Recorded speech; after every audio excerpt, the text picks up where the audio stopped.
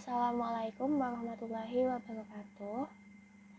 Untuk memenuhi salah satu tugas dari mata kuliah Strategi Belajar Mengajar, yaitu tugas simulasi, di sini saya, Dia Ayu Widyaningrum dengan NIM 400141948 akan melakukan simulasi model pembelajaran Discovery Learning pada bab sistem pencernaan pada manusia. Baik, sebelum mulai pada simulasinya, sebelumnya saya akan memaparkan terlebih dahulu sedikit mengenai model pembelajaran Discovery Learning. Nah, model pembelajaran Discovery Learning adalah memahami konsep, arti, dan hubungan melalui proses intuitif untuk akhirnya sampai kepada suatu kesimpulan. Discovery terjadi bila individu terlibat terutama dalam penggunaan proses mentalnya untuk menemukan beberapa konsep dan juga prinsip. Nah, discovery itu dilakukan melalui observasi, klasifikasi, pengukuran, prediksi, penentuan, dan inferensi. Nah, untuk langkah-langkah kerja dari model pembelajaran Discovery Learning, yang pertama ada stimulation atau pemberian rangsangan. Kemudian yang kedua ada problem statement atau identifikasi masalah. Yang ketiga data collection atau pengumpulan data. Yang keempat data processing atau pengolahan data. Yang kelima verification atau pembuktian. Dan yang keenam generalization atau menarik kesimpulan. Baik, saya akan memulai simulasi dari model pembelajaran Discovery Learning. Assalamualaikum warahmatullahi wabarakatuh. Selamat siang kepada teman-teman di sini yang sudah hadir pada pembelajaran kali ini. Sebelumnya, bagaimana kabar teman-teman? Saya harap teman-teman kabarnya sehat selalu. Nah, sebelum memulai kegiatan, di sini saya akan mengecek terlebih dahulu kehadiran dari teman-teman. Nah, baik, sepertinya dari teman-teman semua sudah hadir pada pembelajaran kali ini. Sebelum memulai, mari kita berdoa agar pembelajaran pada siang hari ini bisa bermanfaat. Berdoa dimulai. Berdoa selesai. Nah, baik, selanjutnya sebelum memulai pada materi pembelajaran hari ini, saya akan bertanya terlebih dahulu mengenai materi yang telah kita pelajari di pertemuan sebelumnya. Nah, apakah teman-teman di sini ada yang masih ingat untuk materi yang sebelumnya itu kita membahas mengenai apa? Atau adakah yang masih ingat kegiatan yang sudah kita lakukan di minggu kemarin?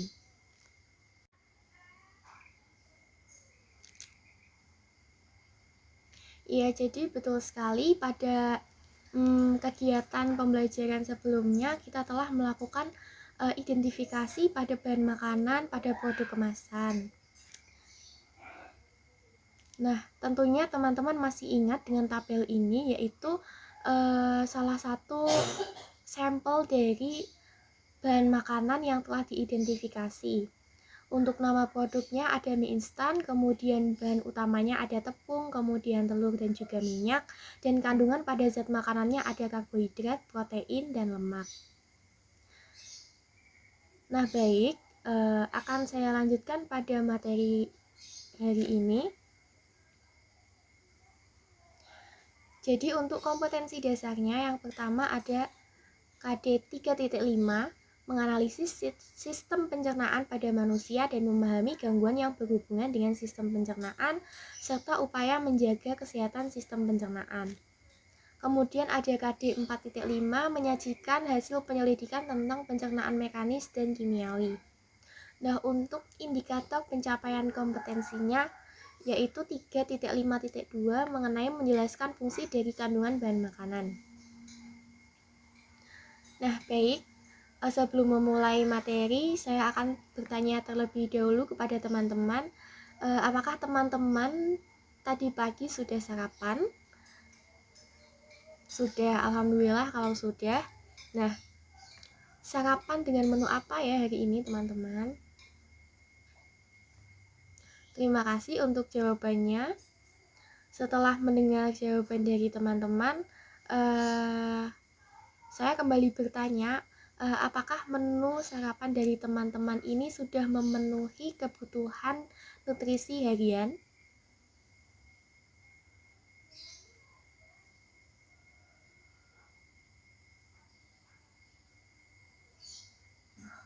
Belum. Baik. Terima kasih atas jawaban dan pertanyaannya. Jadi bagaimana sih kebutuhan nutrisi harian itu dapat dikatakan sudah terpenuhi? Sebelum saya menjawab, adakah teman lain yang bisa menyampaikan jawabannya?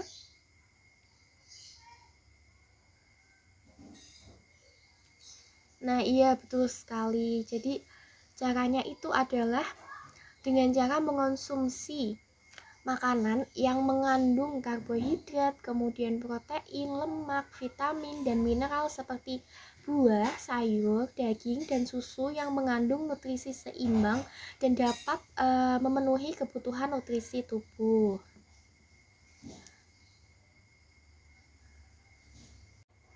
Baik, sampai di sini sepertinya teman-teman sudah paham mengenai kebutuhan nutrisi harian, bagaimana bisa dikatakan sudah terpenuhi. Selanjutnya akan saya lanjutkan pada materi gizi seimbang. Nah, silakan kepada teman-teman yang bisa menyampaikan pendapatnya mengenai apa itu gizi seimbang.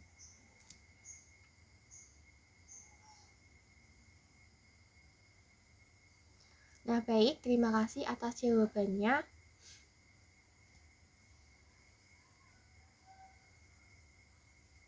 Jadi, gizi seimbang itu adalah susunan makanan sehari-hari yang mengandung zat gizi dalam jenis dan jumlah yang sesuai. Nah, sesuai dengan apa ya? Nah, sesuai dengan kebutuhan tubuh, dengan memerhatikan prinsip keanekaragaman atau variasi makanan, kemudian aktivitas fisik, kebersihan, dan juga berat badan.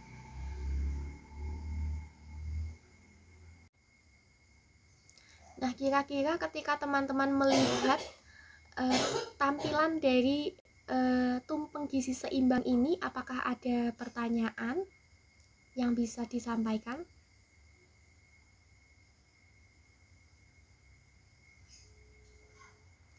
Baik, terima kasih untuk pertanyaannya. Jadi di sini ada salah satu teman yang masih bingung atau kurang paham setelah melihat tumpeng gizi seimbang. Baik, akan saya jelaskan mengenai tumpeng gizi seimbang.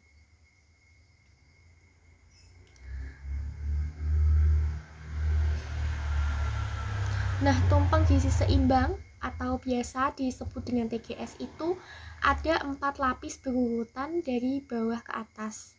Nah, untuk semakin ke atas dia bentuknya akan semakin kecil.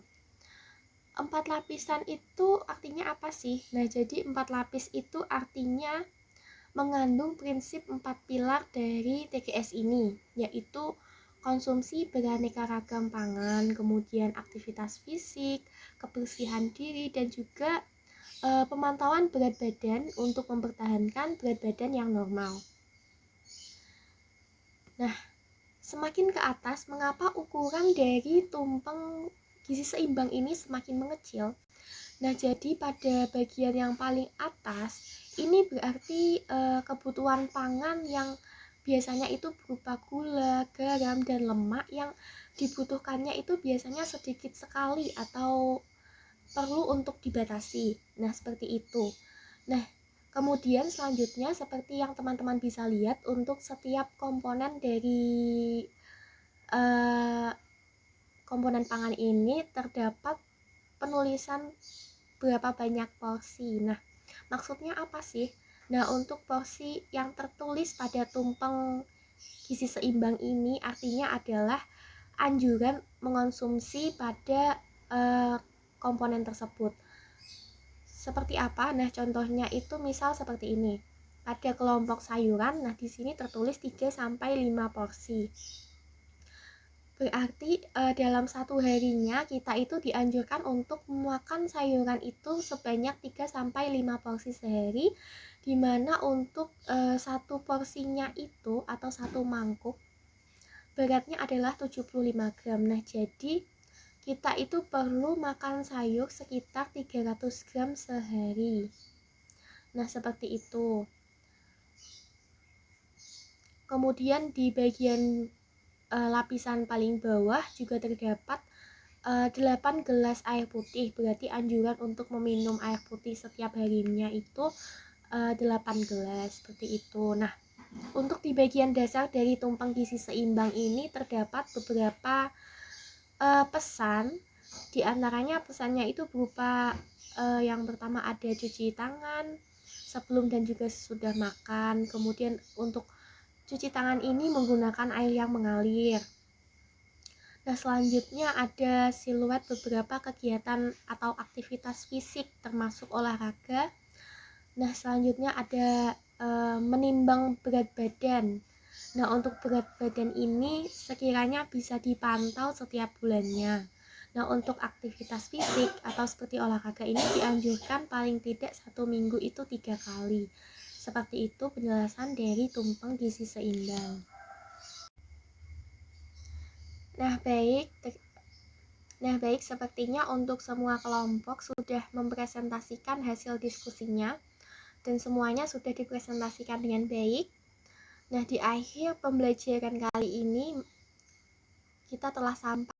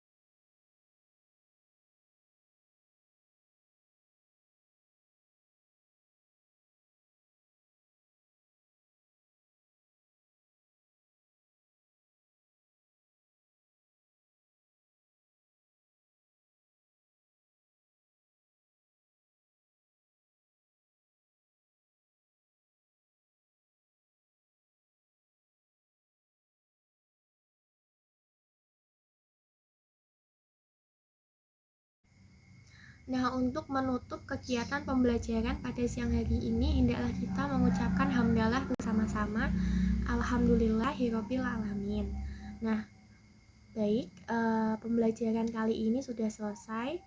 Saya harap untuk kegiatan pembelajaran selanjutnya teman-teman bisa membuka terlebih dahulu materi untuk kegiatan selanjutnya.